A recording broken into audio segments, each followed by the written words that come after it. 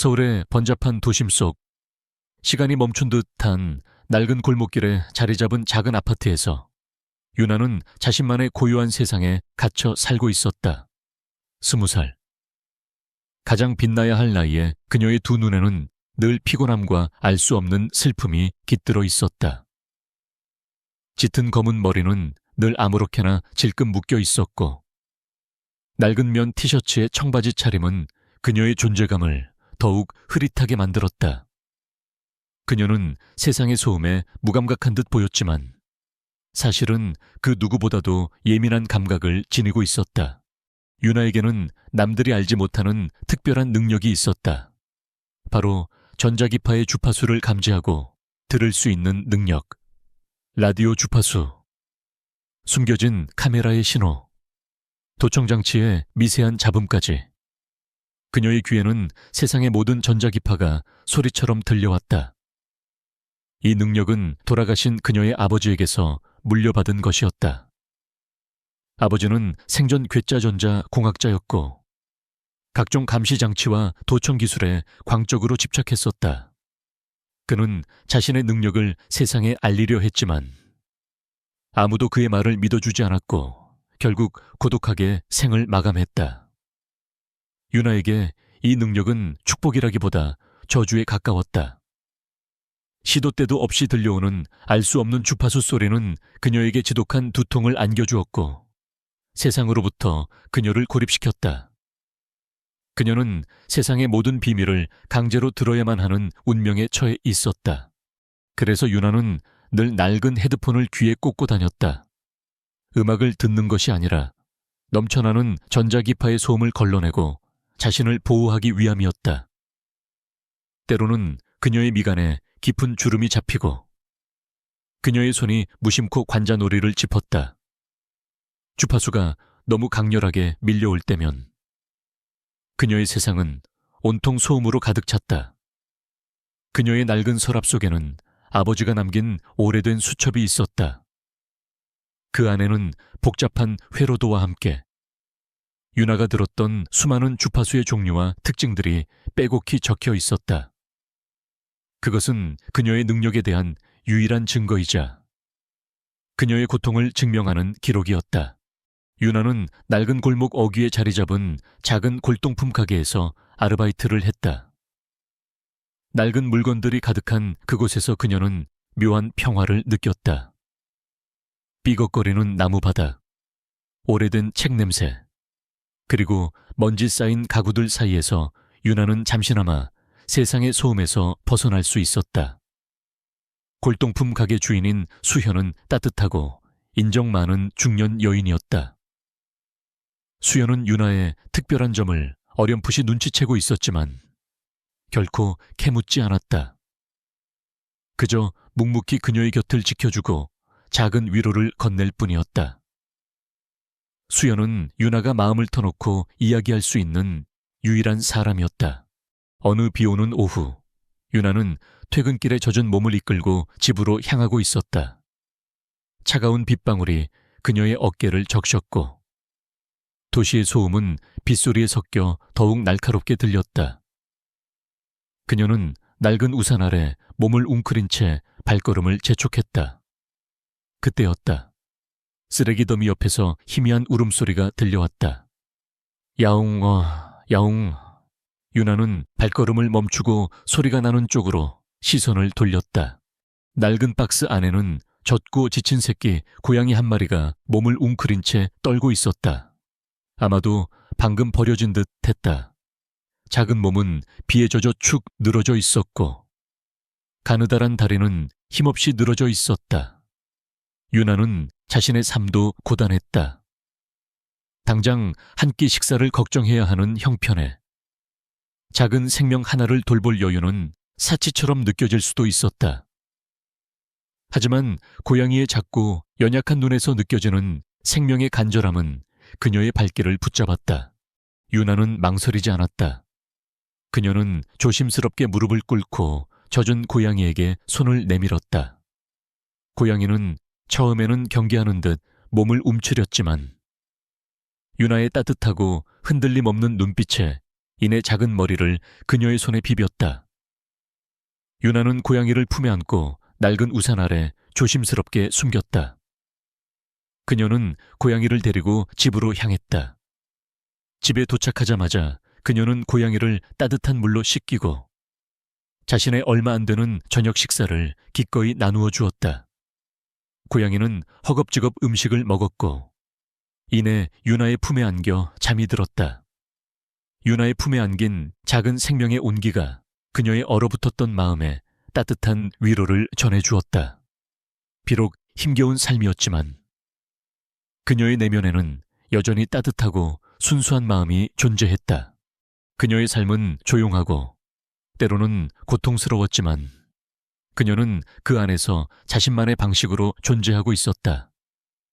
세상은 그녀의 특별한 능력을 알지 못했고 그녀 또한 그 능력을 세상에 드러내고 싶지 않았다. 하지만 그녀의 운명은 곧 거대한 폭풍 속으로 휘말려 들어갈 것이었다. 그리고 그 폭풍 속에서 그녀의 숨겨진 능력이 세상에 드러나게 될 것이었다. 그녀의 고요했던 세상이 곧 깨어날 참이었다. 유나의 평화롭던 일상에 드리운 첫 그림자는 수연의 골동품 가게에 찾아온 익숙한 소식 때문이었다.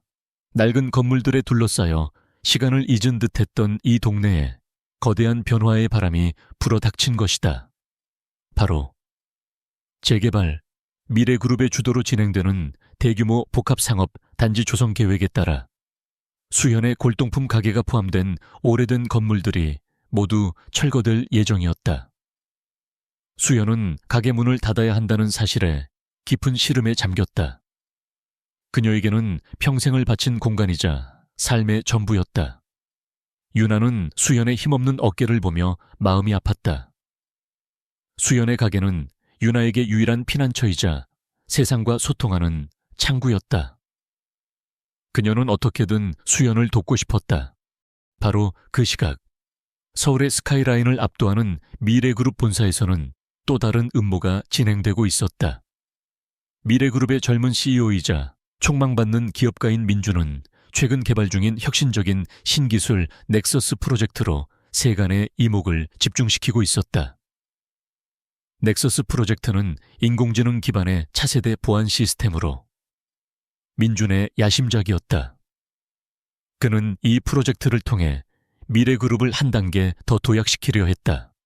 하지만 민준의 곁에는 그의 약혼녀 서연이 그림자처럼 붙어 다녔다. 서연은 화려하고 매혹적인 외모 뒤에 차갑고 계산적인 욕망을 숨기고 있었다. 그녀는 민준을 사랑하는 것이 아니라 오직 그의 부와 명예, 그리고 미래그룹의 지배권을 탐내고 있었다. 서연은 민준의 가장 큰 사업 경쟁 상대이자 숙적이었던 한빛테크놀로지의 CEO. 강 대표와 은밀히 공모하고 있었다. 강 대표는 수단과 방법을 가리지 않는 잔인하고 냉철한 인물이었다. 그는 넥서스 프로젝트의 정보를 빼내기 위해 민준의 사무실에 최첨단 도청 및 감시 장치를 설치한 장본인이었다. 넥서스 프로젝트의 핵심 기술만 손에 넣으면 미래그룹을 한순간에 무너뜨릴 수 있습니다.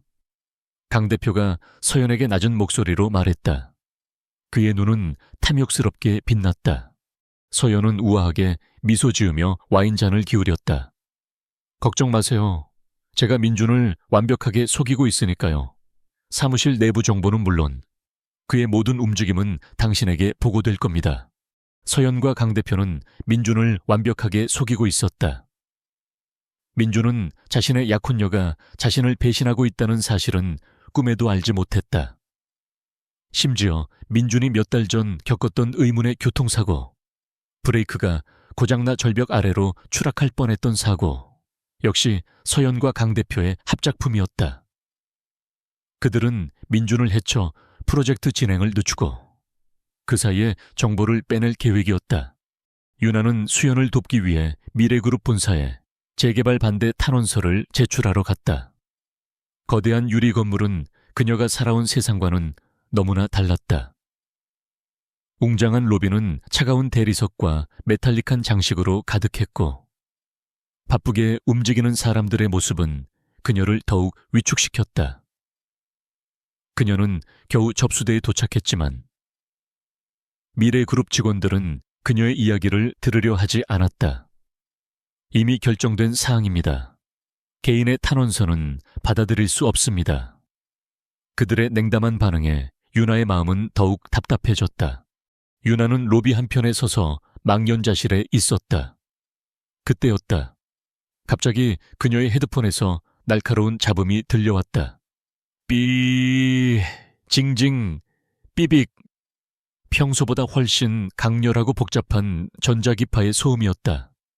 그녀의 머리가 지끈거리고 눈앞이 흐려지는 것을 느꼈다. 이 소음은 단순히 건물의 전자기파가 아니었다. 특정한 패턴을 가진 아주 강력한 감시장치들의 신호였다. 그녀는 본능적으로 그 진원지를 찾았다. 소음은 저 멀리 민준의 사무실이 있는 층에서 뿜어져 나오고 있었다. 유나는 두통을 참으며 고개를 들었다. 그때 복도 저편에서 민준이 서연과 함께 걸어 나오는 모습이 보였다. 민준은 훤칠한 키와 준수한 외모를 지녔지만 그의 얼굴에는 프로젝트에 대한 깊은 고민과 피로가 엿보였다. 서연은 민준의 팔짱을 끼고 다정하게 미소 짓고 있었지만 그녀의 눈빛은 무언가 숨기고 있는 듯 불안해 보였다. 유나는 민준에게 다가가려 했지만 갑작스러운 현기증에 휘청거렸다. 그녀는 중심을 잃고 비틀거리다 민준과 서연이 지나가던 길목에서 그만 넘어지고 말았다. 낡은 가방이 바닥에 떨어지고 그 안에 있던 수현의 골동품 가게 안내 책자와 그녀의 낡은 수첩이 쏟아져 나왔다. 괜찮으십니까? 민준이 놀라서 유나에게 손을 내밀었다. 그의 목소리는 차분하고 걱정스러웠다. 서연은 못마땅한 표정으로 민준을 잡아 끌었다. 자기야, 이런 애한테 신경 쓸 필요 없어. 경비원 불러. 유나는 민준이 내민 손을 잡으려다 멈칫했다. 그녀는 고통스러운 두통 속에서도 민준의 사무실에서 뿜어져 나오는 전자기파 신호를 끊임없이 감지하고 있었다. 그것은 단순한 감시장치가 아니었다.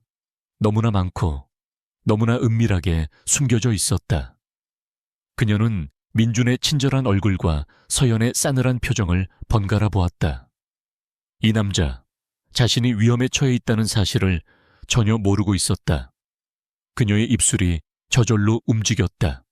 고통과 불안감 속에서 유나는 민준의 눈을 똑바로 바라보며 거의 속삭이듯이 말했다. 당신 사무실에 카메라가 있어요. 그녀의 목소리는 작았지만 그 말은 민준의 귀 속에 벼락처럼 울렸다. 민준은 놀라서 눈을 크게 떴다. 서연의 얼굴은 순식간에 하얗게 질렸다. 그녀는 재빨리 민준을 잡아 끌며 속삭였다. 자기야, 저 여자 제정신이 아니야. 얼른 가요. 민준은 혼란스러웠다. 이 낯선 소녀의 엉뚱한 말. 하지만 그의 직감은 이 말이 단순한 허튼 소리가 아님을 속삭였다. 그는 서연의 다급한 손길을 뿌리치고 유나가 떨어진 물건들을 내려다보았다. 낡은 골동품 가게 안내 책자, 그리고 복잡한 회로도와 주파수 패턴이 그려진 낡은 수첩. 민준의 눈빛이 흔들렸다. 그의 마음속에 의심의 씨앗이 심어지는 순간이었다. 유나의 갑작스러운 한마디는 민준의 뇌리에 깊이 박혔다. 당신 사무실에 카메라가 있어요. 서연은 당황하며 민준을 재촉했지만 민준의 발걸음은 떨어지지 않았다. 그는 유나가 흘린 낡은 수첩을 주워들었다. 오래된 종이 냄새와 함께 알 수 없는 회로도와 주파수 패턴이 복잡하게 그려진 그림들이 그의 손끝에 닿았다. 그것은 단순한 스케치가 아니었다. 어딘가 전문적이고 기이한 느낌을 주었다. 자기야, 저런 정신 나간 소리에 왜 신경 써요? 빨리 가요. 회의 시간 늦겠어. 서연은 민준의 팔을 잡아 끌며 속삭였다. 그녀의 목소리에는 초조함이 역력했다. 민주는 서연의 손길을 뿌리치고 유나를 다시 한번 돌아보았다. 당신, 지금 무슨 말을 한 겁니까? 그의 목소리는 냉정했지만 그 속에는 호기심과 함께 일말의 의심이 서려 있었다. 유나는 두통과 함께 밀려오는 피로감에 몸을 가눌 수 없었지만 민준의 눈빛에서 느껴지는 불안감과 그녀의 말을 믿으려 하는 듯한 미묘한 기운을 감지했다. 그녀는 필사적으로 정신을 차리고 다시 한번 말했다. 사무실 안에 전파가 강해요. 아주 많은 몰래카메라와 도청장치 분명히 있어요.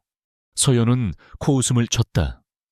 웃기는 소리, 우리 민준 씨 사무실에 감히 누가 그런 짓을 해. 당신은 그냥 사기꾼이야. 그녀는 경비원을 향해 손짓하며 유나를 끌어내라고 명령했다. 하지만 민준은 서연의 말을 듣지 않았다. 그는 유나의 눈을 똑바로 응시했다. 그녀의 눈은 피곤해 보였지만 그 속에는 진실을 말하려는 듯한 강한 의지가 담겨 있었다. 민준은 어렴풋이 기억했다. 최근 몇 달간 중요한 기밀 정보가 경쟁사에 유출되는 사건이 몇 번 있었다. 처음에는 단순한 정보 유출로 생각했지만 이번 넥서스 프로젝트와 관련된 핵심 자료까지 새어나가면서 그는 내부 스파이를 의심하기 시작했다. 그리고 서연이 갑자기 그에게 결혼을 재촉하고 서두르자고 하는 것도 어딘가 석연치 않았다. 그의 마음속에 유나의 말이 계속해서 맴돌았다. 잠시만요. 서연 씨. 민주는 서연을 제지하고 자신의 개인 비서인 김 비서를 불렀다.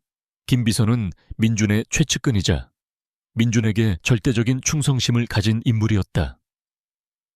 그는 민준의 지시라면 그 어떤 위험도 감수할 사람이었다. 김 비서, 저분에게 내 사무실로 안내해드리게. 그리고 아무도 모르게. 서연은 민준의 지시에 경악했다. 자기야, 지금 저런 미친 여자 말을 믿는 거예요. 위험할 수도 있어요. 그녀는 불안한 눈빛으로 유나를 노려보았다. 민준은 차갑게 서연을 바라보았다. 확인해 볼 필요가 있겠어. 당신도 같이 갑시다. 민준은 서연이 도망치지 못하게 하려는 의도였다. 서연은 어쩔 수 없이 민준을 따랐다. 김 비서는 민준의 지시에 따라 유나를 민준의 사무실로 안내했다. 사무실 문이 닫히자 유나는 낡은 헤드폰을 다시 한번 고쳤었다. 그녀는 민준의 사무실 내부를 천천히 둘러보았다. 최첨단 보안 시스템이 작동하는 것처럼 보였지만 그녀의 귀에는 수많은 전자기파의 소음이 파도처럼 밀려들었다. 소음은 마치 숨어있는 생명체들처럼 미세하게 떨리며 그녀의 머리를 강타했다. 어디에 있을 것 같습니까? 민준이 조용히 물었다. 그의 목소리에는 긴장감이 엿보였다. 유나는 눈을 감고 소리에 집중했다. 그녀의 미간에는 깊은 주름이 잡혔고 땀방울이 송골송골 맺혔다. 그녀는 마치 보이지 않는 물체를 찾는 듯이 손을 허공에 휘저으며 사무실을 천천히 걸어 다녔다. 민준과 서연 그리고 김 비서는 유나의 기이한 행동을 조용히 지켜보았다. 서연의 얼굴에는 비웃음이 서려 있었지만 그 속에는 미세한 불안감이 엿보였다. 여기 이 액자 뒤 신호가 강해요. 유나가 민준의 책상 위에 놓인 대형 액자를 가리켰다. 액자 속에는 민준과 서연이 다정하게 웃고 있는 사진이 담겨 있었다. 김 비서가 액자를 조심스럽게 들어 올렸다. 액자 뒤편에는 손가락 한마디만한 초소형 카메라가 정교하게 부착되어 있었다.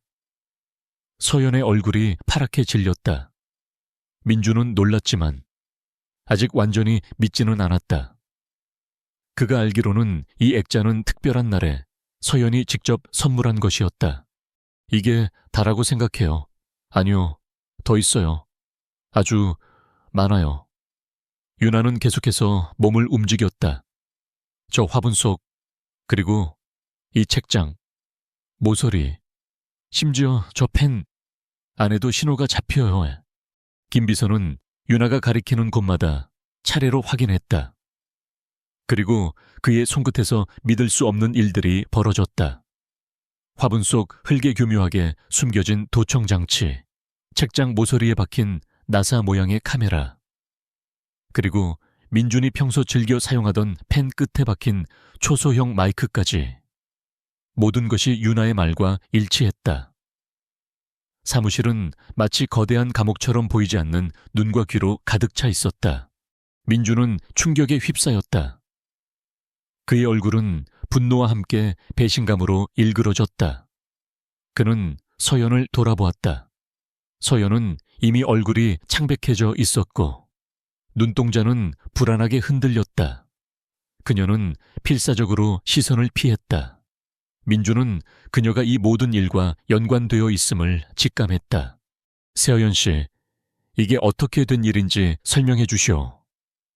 민준의 목소리는 차갑게 가라앉았다. 서연은 당황하며 말을 더듬었다. 자기야, 나는 몰라. 이 모든 게 강 대표의 짓일 거야. 나는 아무것도 몰랐어. 그녀는 강 대표에게 모든 책임을 전가하려 했다. 하지만 민준은 더 이상 서연의 말을 믿지 않았다. 그의 눈빛은 날카롭게 빛났다. 강 대표, 그럼 어떻게 서연 씨가 선물한 액자에서 카메라가 나왔지? 민준의 질문에 서연은 입을 다물었다. 김 비서는 놀라움과 함께 윤아를 경외심 가득한 눈빛으로 바라보았다. 그는 윤아가 단순한 사기꾼이 아니라 정말로 특별한 능력을 가진 사람이라는 것을 확신했다. 그는 즉시 민준의 지시를 기다렸다. 바로 그때 민준의 휴대폰이 울렸다. 발신자는 강 대표였다. 민준은 전화를 받았다. 강 대표는 여유로운 목소리로 민준 씨, 넥서스 프로젝트에 대한 정보를 잘 받았습니다. 덕분에 저희 한빛 테크놀로지는 한 발 앞서 나갈 수 있게 되었군요. 서연 씨에게도 안부 전해 주십시오. 라고 말했다. 강 대표의 말은 민준의 귀에 비수처럼 꽂혔다. 민준은 전화를 끊고 서연을 노려보았다. 이 모든 것이 당신과 강 대표의 음모였군. 내가 사고로 다쳤던 그 브레이크 고장 사고도 당신들이 꾸민 짓이었어. 민준의 목소리는 분노로 떨렸다. 그는 윤아가 사무실에서 수많은 전파를 감지했던 순간 그녀가 자신에게 속삭였던 카메라가 있어요 라는 말이 단순한 감시가 아님을 직감했다. 그녀는 그 공간에 너무나 많은 위험한 기기들이 설치되어 있음을 경고한 것이었다. 서연은 결국 무릎을 꿇었다. 그녀는 필사적으로 눈물을 흘리며 용서를 빌었다. 자기야, 잘못했어요. 제발. 하지만 민준은 이미 그녀에게 어떤 동정도 느끼지 못했다. 그는 윤아를 돌아보았다. 윤아는 여전히 창백한 얼굴이었지만 그녀의 눈빛은 강인하게 빛나고 있었다. 그녀는 자신의 능력이 민준을 도왔다는 사실에 조용히 안도했다. 민준은 윤아에게서 진실과 구원의 빛을 보았다. 그는 이제 서연과의 관계뿐만 아니라 자신의 주변에 도사리고 있던 모든 위험을 윤아의 도움으로 파헤칠 수 있을 것이라고 확신했다. 민준의 사무실에서 발견된 수많은 감시 장치들은 그에게 엄청난 충격을 안겨주었다. 약혼녀 서연과 강 대표의 배신은 그의 삶을 송두리째 뒤흔들었다. 그는 자신을 향한 이 거대한 음모의 실체를 윤아의 특별한 능력 덕분에 겨우 알아차릴 수 있었다. 민준은 배신감과 분노에 휩싸였지만 동시에 이 위기를 어떻게 헤쳐나가야 할지 고민에 빠졌다. 그는 이제 자신이 서연과 강 대표의 손아귀에 얼마나 깊이 빠져 있었는지 깨달았다. 민준은 즉시 김 비서에게 극비리의 조사를 지시했다. 서연 씨와 강 대표의 모든 통화 기록, 회계 내역, 그리고 최근의 모든 행적을 낱낱이 파헤쳐주게. 특히 넥서스 프로젝트 관련 정보 유출건을 집중적으로 조사하게. 민준의 목소리는 차분했지만 그 속에는 얼음처럼 차가운 분노가 서려 있었다. 하지만 서연과 강 대표는 자신들의 음모가 발각되었다는 사실을 쉽게 인정하지 않았다. 그들은 민준이 자신들을 의심하기 시작했다는 것을 눈치채고 오히려 공격적인 태세로 전환했다. 서연은 민준에게 결혼을 더욱 노골적으로 재촉했다. 자기야, 우리 결혼식을 빨리 올리면 좋겠어요. 그래야 미래그룹의 모두가 우리의 관계를 믿을 거고 당신에 대한 이상한 소문도 잠재울 수 있잖아요.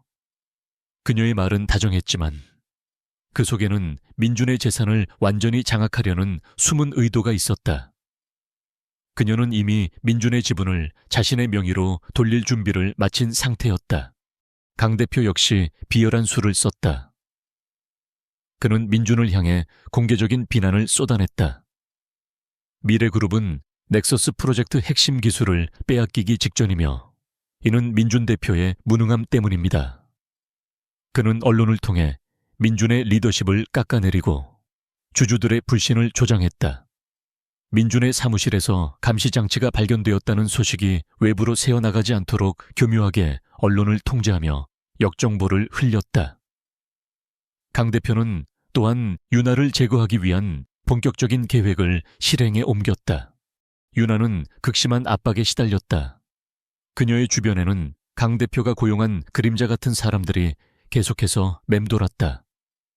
윤아가 일하는 골동품 가게 주변에는 수상한 남자들이 어슬렁거렸고 밤늦게 퇴근하는 길에는 누군가 그녀를 미행하는 듯한 느낌을 받았다. 불안감에 그녀의 헤드폰을 통해서도 들려오는 전자기파의 소음은 더욱 강렬해져만 갔다.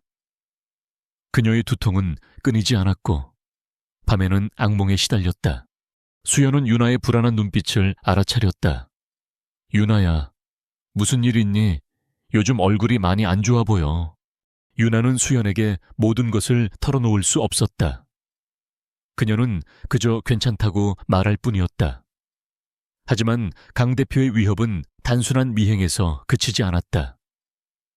어느 날 밤, 수연의 골동품 가게에 작은 화재가 발생했다.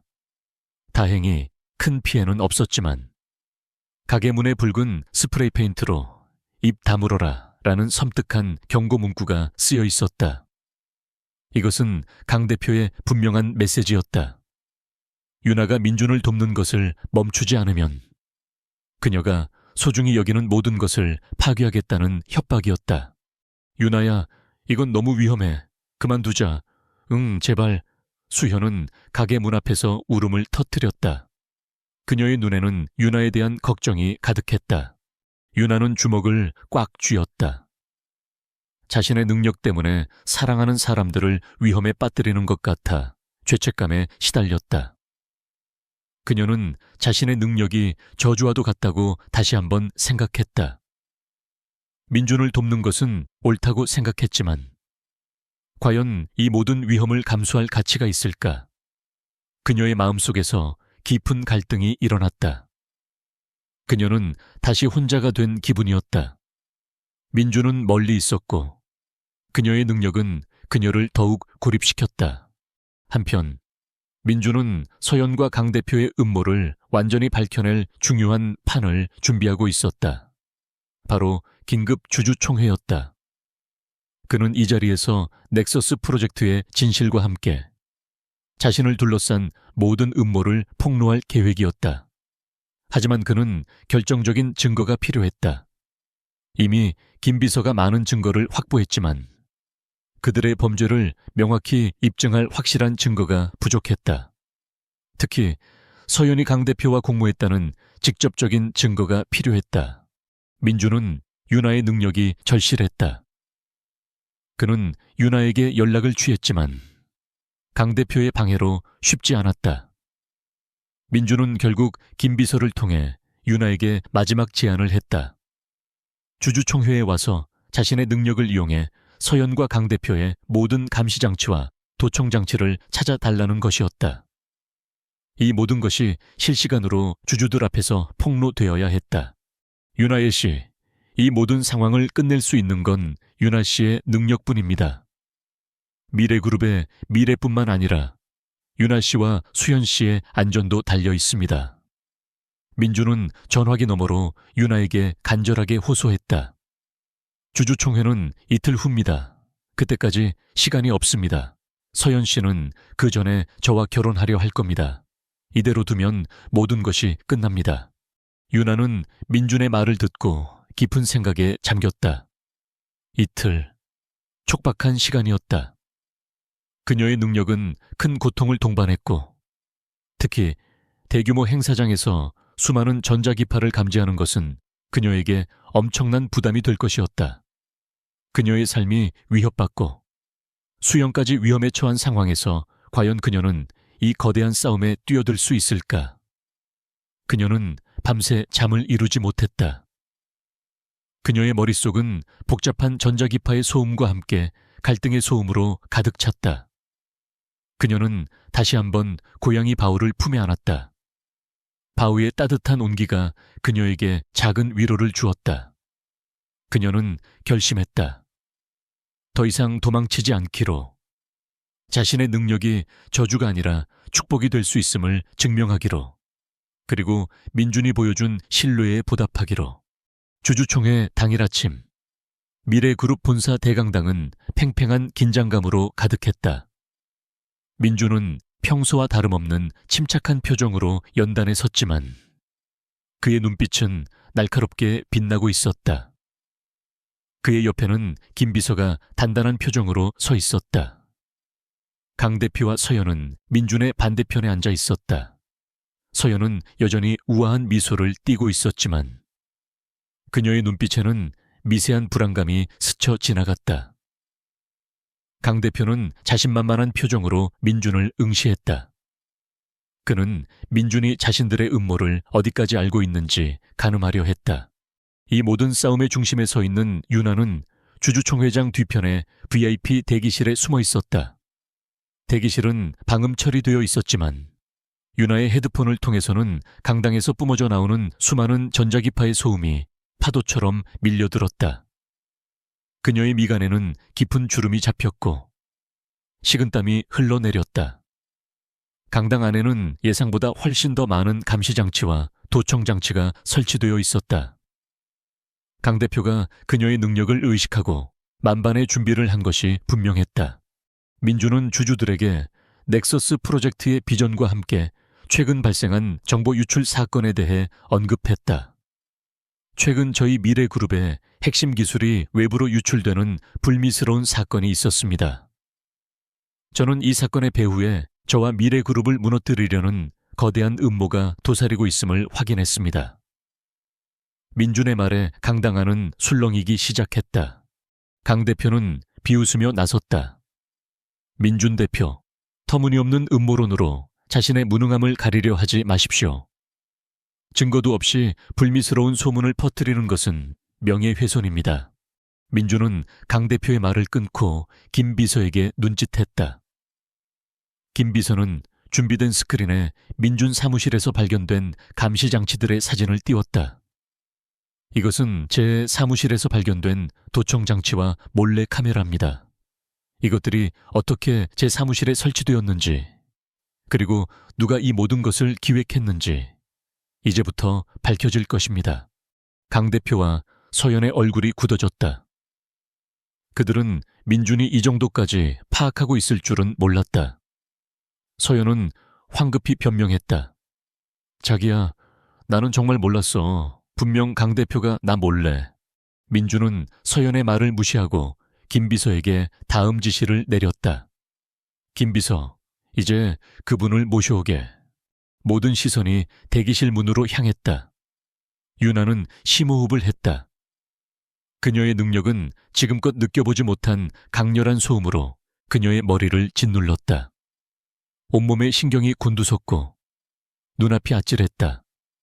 하지만 그녀는 할머니의 간절한 눈빛과 민준의 믿음 어린 얼굴을 떠올렸다. 그녀는 망설임 없이 문을 열고 강당 안으로 발걸음을 옮겼다. 윤아의 등장에 강당 안은 다시 한번 술렁겼다. 저 여자가 누구야? 얼마 전 뉴스에 나왔던 그 사기꾼 딸인가? 수군거림이 오갔다. 유나는 주주들의 의심 가득한 시선을 느꼈지만 흔들리지 않았다. 그녀는 민준이 가리킨 연단 옆자리에 섰다. 그녀의 손은 무의식적으로 헤드폰을 더욱 꽉 눌렀다. 이분은 유나 씨입니다. 제 사무실에 설치된 감시 장치들을 모두 찾아낸 분이죠. 민준은 유나를 소개했다. 이제 유나 씨가 이 강당 안에 숨겨진 모든 장치들을 찾아낼 것입니다. 강 대표는 비웃었다. 웃기는 소리. 저런 어린 여자아이가 뭘 안다고 말도 안 되는 주작극입니다. 그는 주주들에게 소리쳤다. 여러분, 민준 대표가 미쳤습니다. 저런 자를 믿다니. 서연도 비웃음에 동참했다. 그녀는 유나가 아무것도 할 수 없을 것이라고 확신했다. 그녀는 강 대표와 함께 주주총회장 곳곳에 수십 개의 최첨단 감시장치를 심어두었다. 민준의 사무실에서 발견된 것보다 훨씬 더 은밀하고 강력한 장치들이었다. 유나는 눈을 감고 소리에 집중했다. 그녀의 온몸이 전자기파의 파동에 휩싸이는 듯 했다.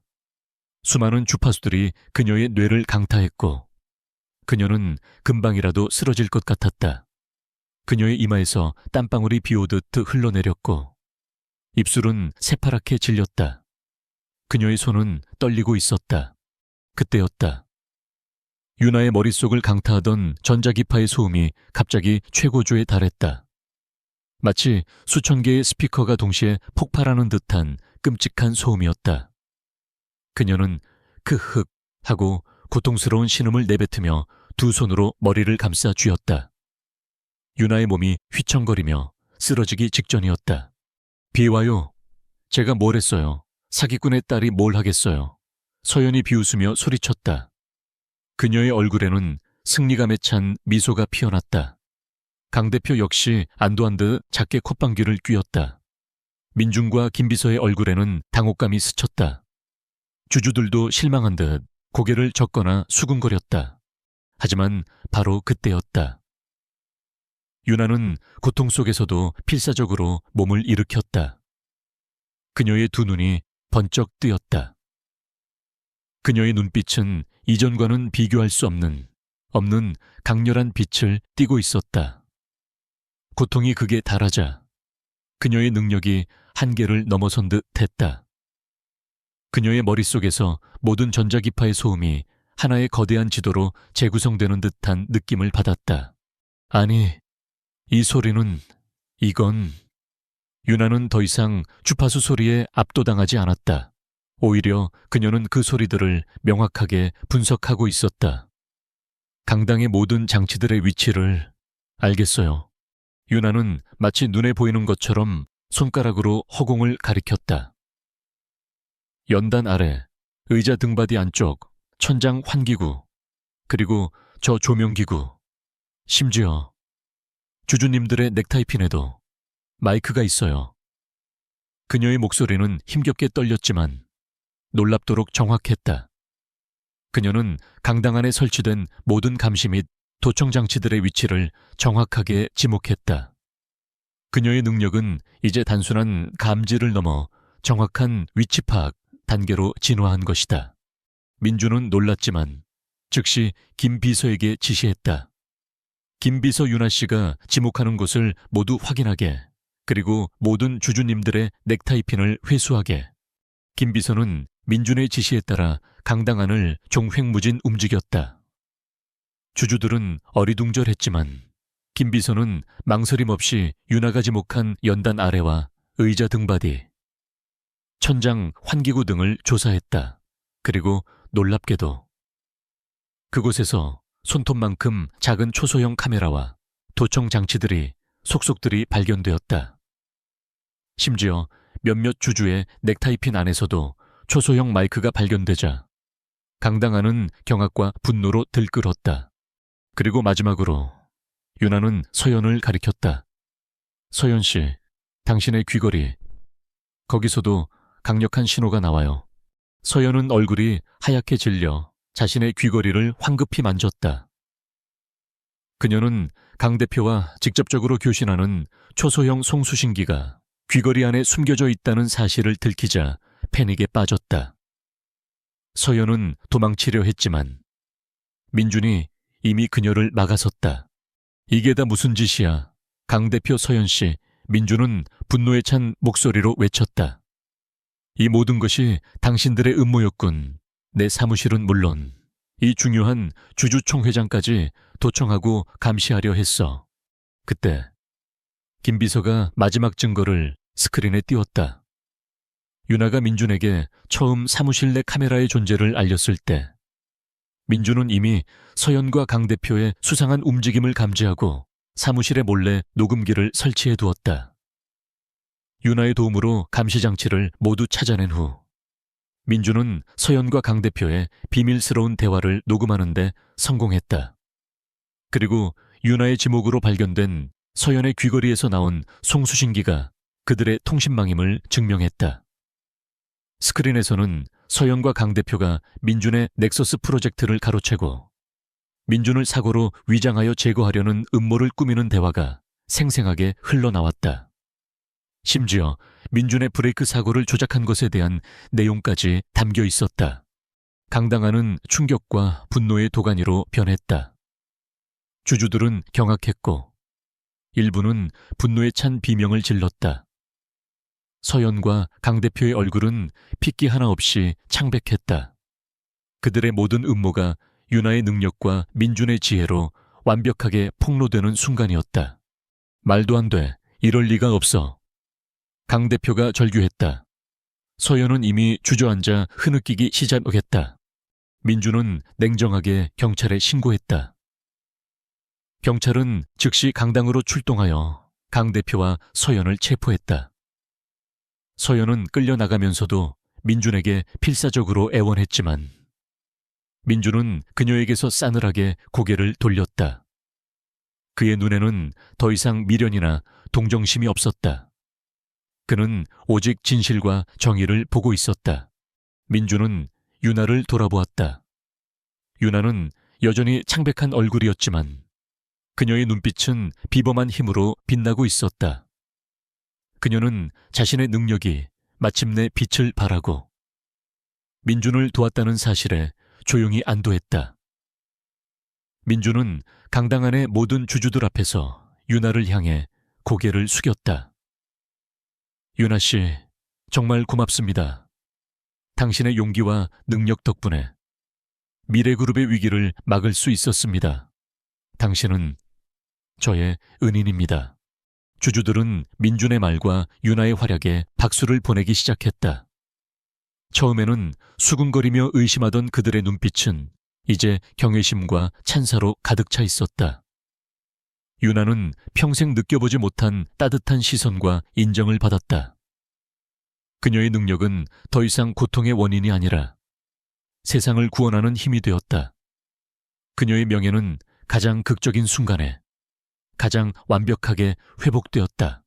민준의 시력이 회복되고 유나와 최 비서의 음모가 만천에 드러난 사건은 태양그룹은 물론 사회 전체에 엄청난 파장을 불러일으켰다. 태양그룹 상속자, 기적처럼 시력 회복, 약혼녀의 충격적인 배신극 전모 밝혀져 등 자극적인 헤드라인이 연일 모든 언론 매체를 장식했다. 특히 시골 소녀 소미의 비범한 재능과 그녀의 순수한 진심이 재벌가의 어두운 음모를 밝혀냈다는 이야기는 전 국민의 뜨거운 관심과 찬사를 받았다. 사람들은 물질 만능주의에 물든 세상에서 한 줄기 희망을 본 듯이 소미에게 열광했다. 유나와 최 비서는 민준의 단호한 지시 아래 즉시 경찰에 체포되었다. 그들은 민준의 시력 회복을 고의적으로 방해하고 재산을 편취하려 한 혐의로 기소되었다. 또한 소미의 집을 철거하려 했던 모든 불법적인 행위들까지 함께 밝혀졌다. 유나는 모든 부와 명예를 잃고 대중의 비난 속에서 법의 심판을 기다리게 되었다. 최 비서 역시 자신의 모든 죄가 드러나 민준의 신뢰를 배신한 대가를 톡톡히 치르게 되었다. 그들의 추악한 음모는 완벽하게 실패로 돌아갔고 정의가 승리하는 모습을 세상에 보여주었다. 민주는 완전히 회복된 눈으로 세상을 다시 보게 되었다. 그의 삶은 더 이상 절망과 고립의 연속이 아니었다. 그는 소미의 도움으로 눈뿐만 아니라 오랫동안 닫혀있던 마음의 문까지 활짝 열게 되었다. 그는 유나와 최비서의 위선적인 태도를 더 이상 견딜 수 없었고 그들의 배신은 민준에게 쓰라린 교훈을 주었다. 하지만 동시에 소미의 순수한 진심은 민준에게 진정한 관계의 가치를 일깨워 주었다. 가장 먼저 변화를 맞이한 것은 소미의 가족이었다. 민준은 약속대로 소미의 집 철거 계획을 전면 백지화했다. 오히려 그는 소미의 집에 새로운 보수공사를 지원하여 할머니가 더욱 편안하게 지내실 수 있도록 도왔다. 병원에 입원했던 할머니는 민준의 전폭적인 지원 아래 최고의 의료진에게 치료를 받고 기적적으로 건강을 되찾으셨다. 할머니는 소미의 손을 잡고 눈물을 글썽이며 말했다. 우리 소미가 이렇게 대단한 일을 해냈구나. 내 부모님이 하늘에서 얼마나 자랑스러워 하실까. 소미는 할머니를 보며 환하게 웃었다. 이제 그녀는 더 이상 불안해하지 않아도 되었다. 민주는 소미의 재능과 부모님의 연구가 사장되는 것을 원치 않았다. 그는 소미의 뜻에 따라 태양그룹의 전폭적인 지원 아래 태양의료재단을 설립했다. 재단 사내는 동서의학융합연구센터를 세웠고 소미는 그곳의 초대 소장으로 임명되었다. 센터는 서양의학으로 해결하기 어려운 난치성 질환, 특히 시신경 손상과 관련된 질병들을 한의학적 방법과 현대의학을 접목하여 치료하는 데 집중했다. 소미는 이제 자신의 낡은 수첩에 담긴 부모님의 꿈을 현실로 만들 수 있게 되었다. 그녀는 그동안 쌓아온 지식과 경험을 마음껏 펼치며 혁신적인 치료법들을 개발해 나갔다. 민준과 소미의 관계는 단순한 치료사와 환자를 넘어 깊은 신뢰와 사랑으로 발전했다. 민준은 매일같이 연구센터를 찾아 소미의 연구를 지원하고 그녀의 고충을 들어주었다. 그는 소미의 순수한 열정과 따뜻한 마음에 깊이 매료되었다. 소미 역시 민준의 지지 아래 자신의 능력을 인정받고 그와 함께 더 나은 세상을 만들 수 있다는 희망을 보았다. 그들은 서로에게 없어서는 안 될 존재가 되었다. 어느 날 저녁, 모든 공식 일정을 마치고 두 사람은 연구센터 옥상 정원에 나란히 앉아 있었다. 서울의 야경이 그들의 눈앞에 펼쳐져 있었다. 민준은 더 이상 어둠 속에서 방황하지 않았다. 그의 눈은 이제 세상의 모든 아름다움을 담아낼 수 있었다. 소미 씨, 아니, 소미야, 너 덕분에 나는 다시 태어났어. 내 눈을 고쳐준 것뿐만 아니라 내 삶 전체를 바꿔주었어. 민준의 목소리는 부드럽고 진심이 담겨 있었다. 그는 소미의 손을 조심스럽게 잡았다. 소미는 민준의 손을 따뜻하게 마주 잡았다. 회장님, 아니, 민준 씨, 저도 민준 씨 덕분에 제 꿈을 이룰 수 있게 되었어요. 제 부모님의 억울함도 풀 수 있었고요. 이 모든 게 마치 꿈만 같아요. 꿈이 아니야. 소미야, 이건 우리가 함께 만들어낸 현실이야. 민준은 소미의 얼굴을 감싸 안았다. 그의 눈빛은 사랑과 존경으로 가득했다. 나는 너를 사랑해, 소미야. 소미의 얼굴이 붉어졌다. 그녀의 심장이 빠르게 뛰었다. 그녀도 민준에게서 사랑을 느끼고 있었다. 그의 진심은 그녀의 얼어붙었던 마음에 따뜻한 온기를 불어넣었다. 저도 민준 씨를 사랑해요. 그날 이후 그들의 사랑은 더욱 깊어졌다. 민준은 소미에게 자신의 삶에서 가장 중요한 존재가 되어주었고 소미는 민준에게 잃었던 빛과 삶의 의미를 되찾아 주었다. 그들은 더 이상 과거의 아픔에 갇히지 않았다. 그들은 서로를 통해 새로운 평화를 찾았고 함께 더 큰 꿈을 꾸기 시작했다. 재벌 상속자와 시골 소녀의 만남은 단순히 운명의 장난이 아니라 서로의 부족함을 채워주고 세상을 더욱 밝게 만드는 아름다운 동반의 시작이었다. 그들의 삶은 이제 진정한 의미의 새로운 평화를 맞이한 것이었다. 시간은 강물처럼 흘러 유나와 민준의 삶에 새로운 계절을 가져다 주었다. 낡은 골목길에서 전자기파의 소음에 시달리던 유나는 이제 세계적인 정보 보안 기술을 이끄는 젊은 권위자가 되었다. 그리고 차갑고 오만했던 억만장자 민준은 진정한 사랑과 따뜻한 마음을 가진 리더로 변모했다. 그들의 이야기는 언론에 계속해서 회자되며 많은 이들에게 영감과 희망을 주었다. 몇 년 후, 유나는 민준의 전폭적인 지원 아래 설립된 미래기술보안연구소의 소장이자 핵심 연구원이 되었다. 그녀의 주도 아래 연구소는 전자기파 감지 기술을 활용한 혁신적인 보안 시스템과 인공지능 기반의 사이버 방어 솔루션을 연이어 개발하며 업계를 선도했다. 그녀의 낡은 수첩은 이제 더 이상 고통의 기록이 아니라 수십억 달러짜리 보안 프로젝트의 시작점이 되었다. 하지만 유나는 여전히 겸손했고 그녀의 연구실 서랍 한편에는 그녀가 처음 민준의 사무실에서 찾아냈던 초소형 카메라들과 도청 장치들의 모형이 소중히 보관되어 있었다. 그녀는 초심을 잃지 않았다. 유나의 가족에게도 찬란한 봄이 찾아왔다. 수현은 민준의 지원 아래 골동품 가게를 재건하고 확장했다. 그녀의 가게는 단순한 상점을 넘어 지역사회의 문화교류 중심지로 자리매김했다. 수현은 유나가 설립한 재단의 운영에도 적극적으로 참여하며 유나의 능력처럼 세상에 알려지지 않은 숨겨진 재능을 가진 이들을 돕는 데 앞장섰다. 유나가 쓰레기 더미에서 주워왔던 고양이 바우는 이제 통통하게 살이 오르고 유나의 품에서 벗어나 활발하게 연구소를 돌아다니며 모두의 사랑을 독차지했다. 유나는 더 이상 고립된 존재가 아니었다. 그녀는 사랑하는 사람들에게 안정과 행복을 선물하는 든든한 존재가 되었다. 민준은 유나와의 관계를 통해 진정한 사랑의 의미를 깨달았다. 그는 이제 더 이상 돈과 성공만을 좇는 차가운 사업가가 아니었다. 그의 삶에는 유나라는 존재가 주는 따뜻한 온기가 가득했다.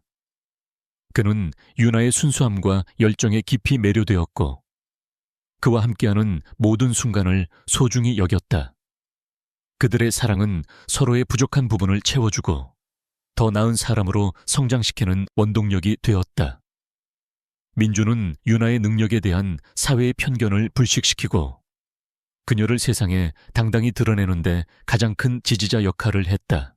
어느 화창한 봄날, 두 사람은 가족과 친구들의 축복 속에 결혼식을 올렸다.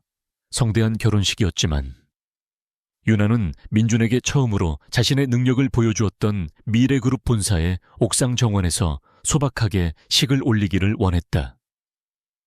그곳은 그들의 운명이 시작된 의미 있는 장소였다.